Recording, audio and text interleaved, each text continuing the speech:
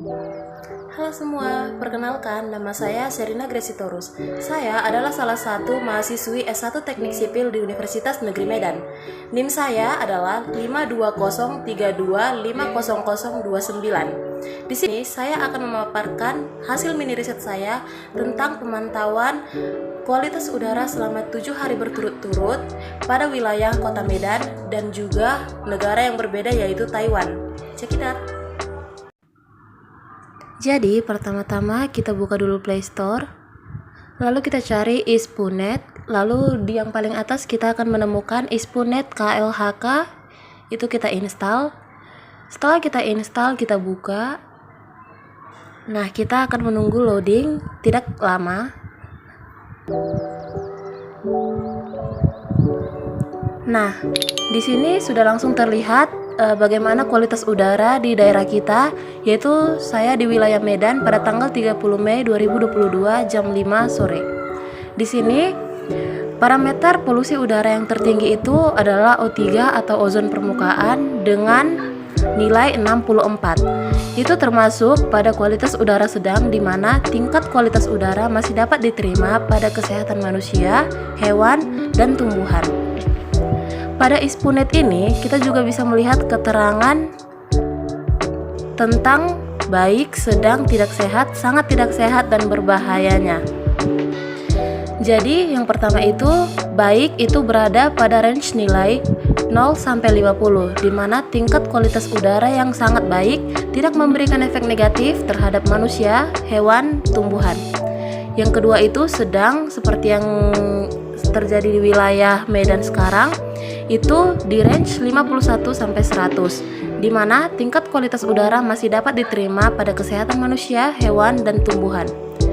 Selanjutnya ada yang tidak sehat pada range 101 sampai 200, di mana tingkat kualitas udara yang bersifat merugikan pada manusia, hewan, dan tumbuhan. Selanjutnya sangat tidak sehat pada range 201 sampai 300, di mana tingkat kualitas udara yang dapat meningkatkan risiko kesehatan pada sejumlah segmen populasi yang terpapar. Nah, sebaiknya pada tingkat yang tidak sehat dan sangat tidak sehat, kita diwajibkan untuk memakai masker saat keluar rumah. Sementara pada tingkat berbahaya pada range 300 ke atas, di mana tingkat kualitas udara yang dapat merugikan kesehatan serius pada populasi dan perlu penanganan cepat, sebaiknya dianjurkan untuk kita tetap berdiam dulu di dalam rumah. Nah, selanjutnya di sini kita juga bisa melihat kelembapan sebesar 74%, udara sebesar 1003, dan suhu sebesar 31 derajat Celcius.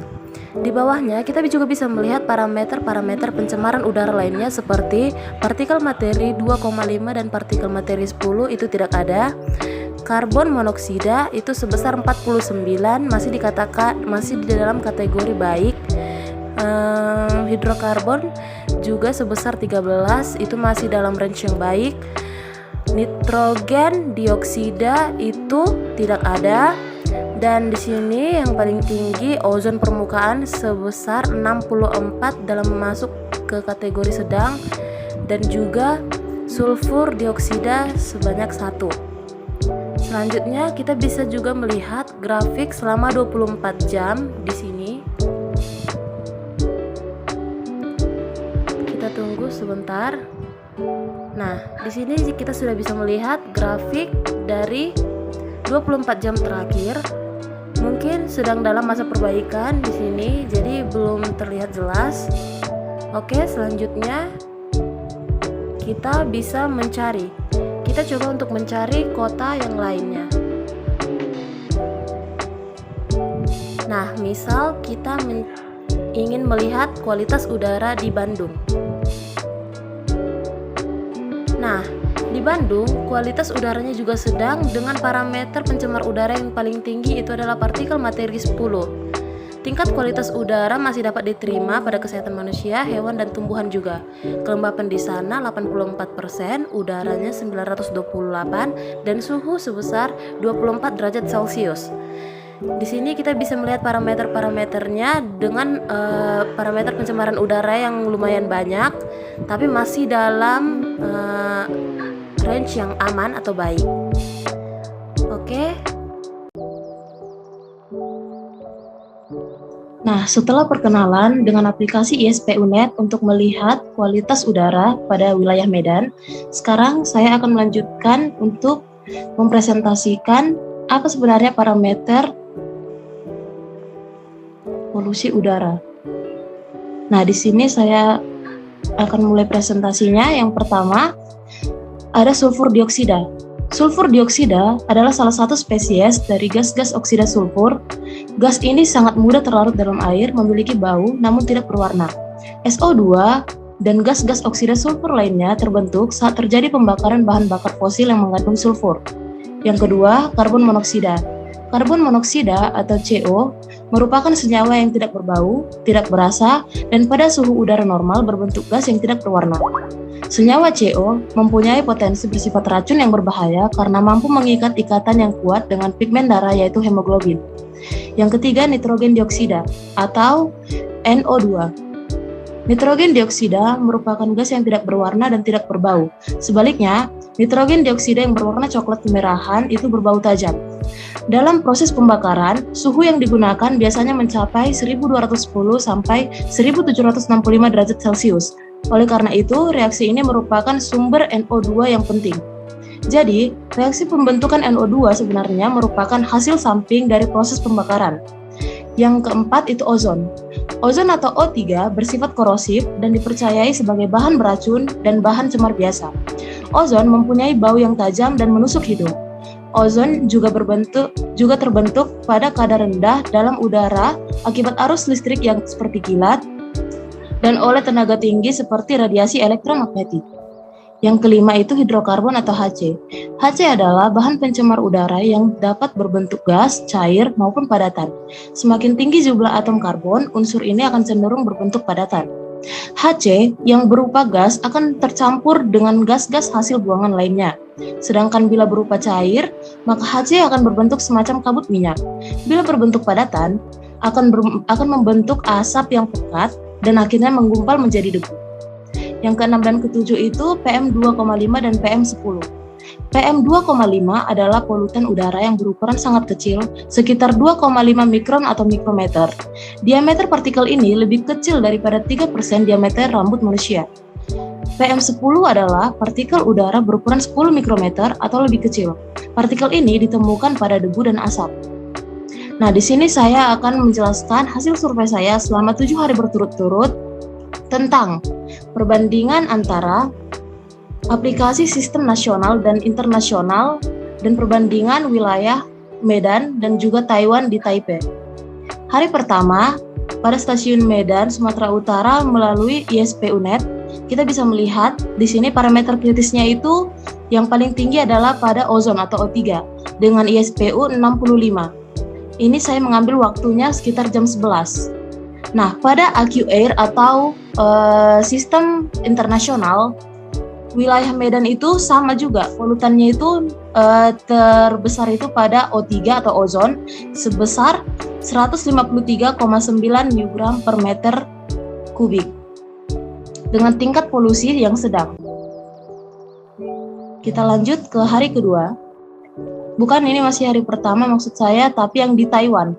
Jadi menurut sistem nasional Taiwan, di sini kita bisa melihat parameter-parameter pencemaran udaranya seperti PM2,5, PM10, O3, dan lain-lainnya. Sedangkan di sistem internasionalnya yaitu AQAir pada kota Taipei, Taiwan, kita bisa melihat di sini indeksnya itu juga termasuk sedang dengan polutan utamanya itu PM2,5 dengan indeks kualitas udaranya itu sebesar 54. Lalu di sini kita masuk pada hari kedua.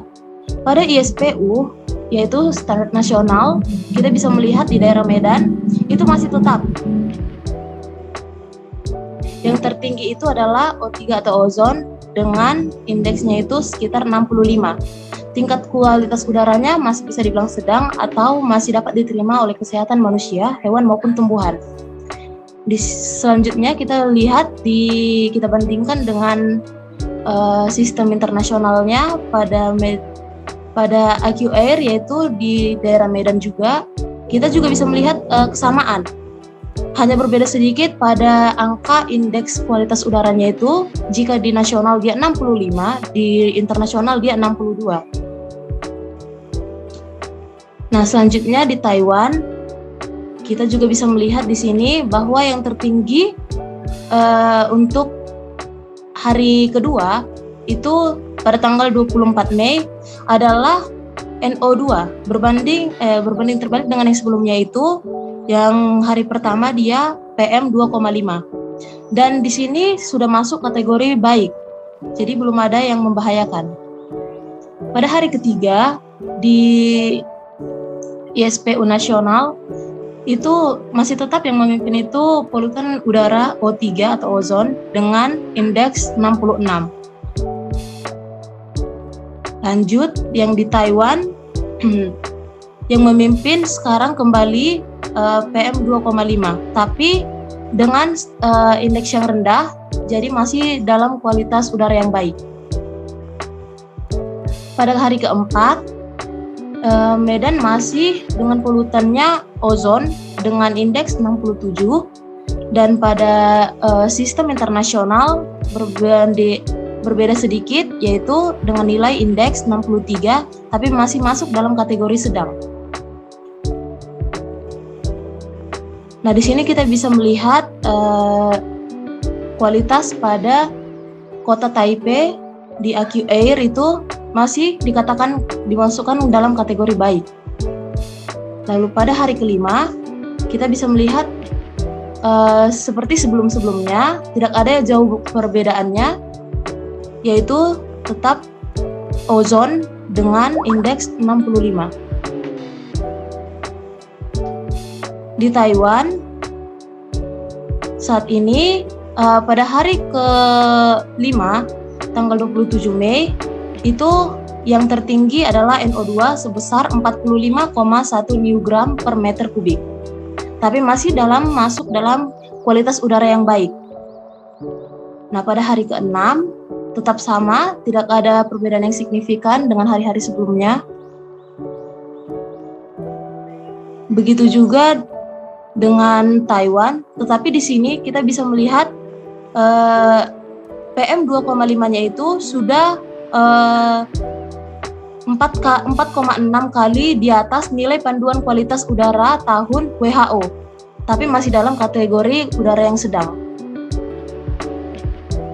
Nah, pada hari terakhir atau hari ke-7 tidak jauh berbeda, bahkan hampir mirip dengan hari-hari sebelumnya, yaitu polutan ozon dengan indeks 65 dengan kualitas udara sedang.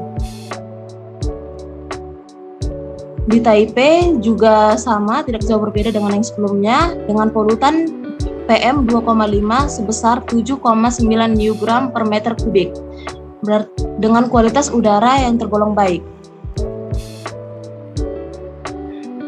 Nah, dari sini kita bisa melihat, kita bisa buat kesimpulan bahwa kualitas udara yang berada di kota Taipei, Taiwan, itu lebih baik daripada kualitas udara di Medan, Indonesia.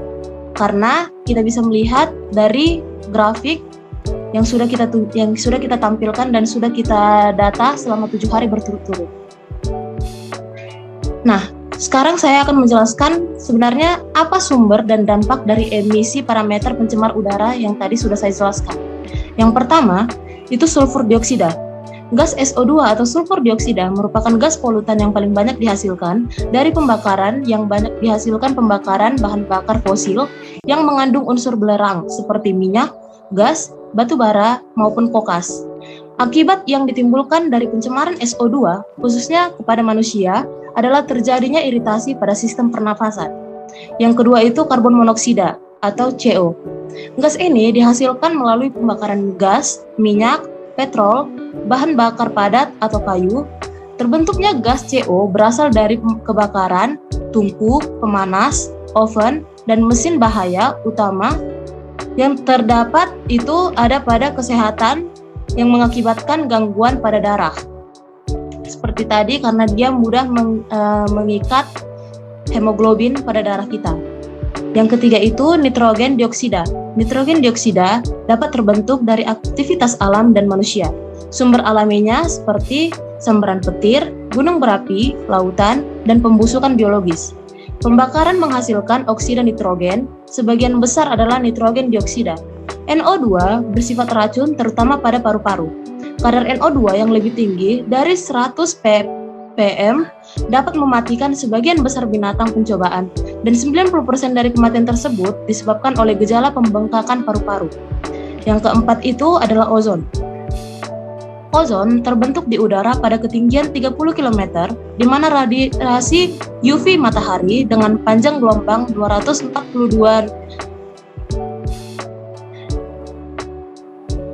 secara perlahan memecah molekul oksigen atau O2 menjadi atom oksigen tergantung dari jumlah molekul O2. Atom-atom oksigen secara cepat membentuk ozon. Ozon juga merupakan oksidan yang kuat, beracun, dan merupakan pembunuh jasa trenik yang kuat pula. Nah, yang kelima itu hidrokarbon. Hidrokarbon dapat berasal dari proses industri yang diemisikan ke udara, kemudian merupakan sumber fotokimia dari ozon. Sumber HC atau hidrokarbon dapat pula berasal dari sarana transportasi. Hidrokarbon bisa jadi tidak memiliki pengaruh langsung ke tubuh manusia, namun dampak buruknya bisa dirasakan dalam jangka waktu beberapa tahun kemudian.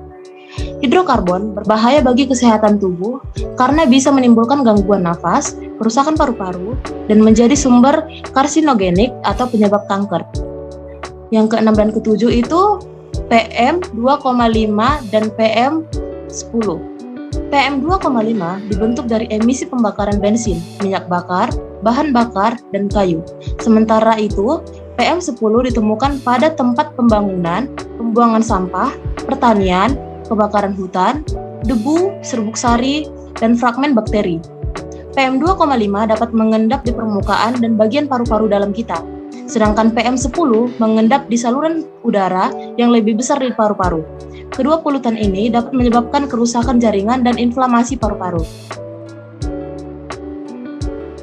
Nah, upaya yang harus kita lakukan itu adalah beberapa langkah dalam mengendalikan pencemaran udara berdasarkan pendekatan pengendalian, yaitu tindakan preventif dengan mengurangi emisi, daur ulang atau recycle, desain ulang atau redesign, implementasi atau research, efficient and cleaner production atau produk bersih yang targetnya energi, air, dan bahan baku, dan pengelolaan end of pipe atau limbah. Selain itu juga sudah dikembangkan alat untuk menanggulangi polutan partikulat atau PM yang tadi dengan emisi gas, kondensator, absorpsi, adsorpsi, full gas, desulfuration. Sekian dan terima kasih.